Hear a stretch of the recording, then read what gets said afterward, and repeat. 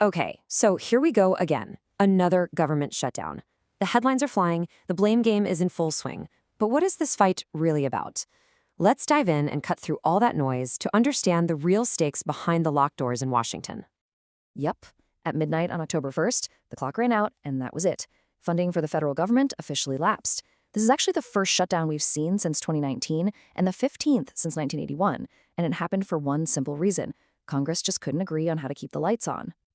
But here's the thing, this isn't your typical budget squabble, not by a long shot.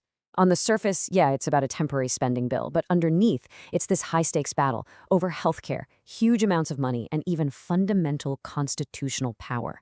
So, how did a simple funding deadline escalate into, well, this? The whole crisis really kicked off with a failure to pass a pretty routine piece of legislation. So let's break down exactly what was on the table.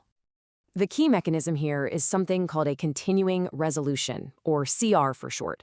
The easiest way to think of it is like a temporary subscription renewal for the government. You know, when the big annual budget isn't ready, a CR keeps things running at the same spending levels for a few weeks or months. It's supposed to buy more time.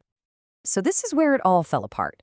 Republicans, who control the White House and Congress, proposed what's known as a clean CR, basically a simple, no-frills, 7-week extension of current funding. But Democrats rejected that. They insisted that the bill had to include major policy additions, particularly around health care. Both of those bills failed in the Senate, and that's what triggered the shutdown. And that's because this fight goes so much deeper than just a funding extension. Let's get into the two hidden issues that are really driving this whole conflict. This isn't just about the budget. It's about a looming healthcare crisis that Democrats are trying to prevent, and it's about a fundamental constitutional struggle over who actually controls government spending, Congress or the president. First up, that healthcare cliff. We're talking about subsidies from the Affordable Care Act that make insurance affordable for millions. Well, they're all set to expire at the end of the year, which would directly affect the finances of over 20 million people. And just look at the scale of this impact. If those subsidies disappear, the average insurance premium is projected to more than double, a staggering 114% increase. I mean, wow. That's the financial shock Democrats are trying to avert by attaching a fix to this funding bill. And that wasn't all. Democrats also wanted to reverse some recent Medicaid cuts. This was a huge move that would restore over $1 trillion in social spending over the next decade. So you have this massive fight over healthcare policy. But there's another equally important battle happening just beneath the surface, and it's about a core principle of American government. And that principle is the power of the purse. The Constitution gives Congress, and only Congress, the authority to decide how taxpayer money is spent. The president's job is to spend the money as directed. But the argument from Democrats is that this principle is now under serious threat. The backstory here is pretty fascinating. Back in 1974, Congress passed a law to stop presidents from refusing to spend money that was approved. But just last month, a Supreme Court ruling basically gave the executive branch a green light to do just that, withhold billions in aid Congress had already appropriated. For Democrats, this set off major alarm bells. Justice Elena Kagan captured the stakes perfectly in her dissent, arguing the court's decision allows the president to simply ignore Congress's spending directives. So now, Democrats fear that any funding deal they make could just be undone by the president refusing to spend the money. So this high-level fight over policy and power has very real, very immediate consequences for the entire country. The numbers are stark. Around 750,000 federal workers are furloughed without pay. The White House has frozen $18 billion in funds for projects in New York alone, and the shutdown is estimated to cost the U.S. economy somewhere between $1 and $2 billion every single day.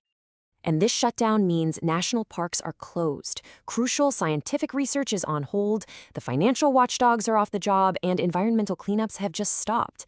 And essential programs like WIC, which provides food for low-income mothers and children, could also face severe disruptions.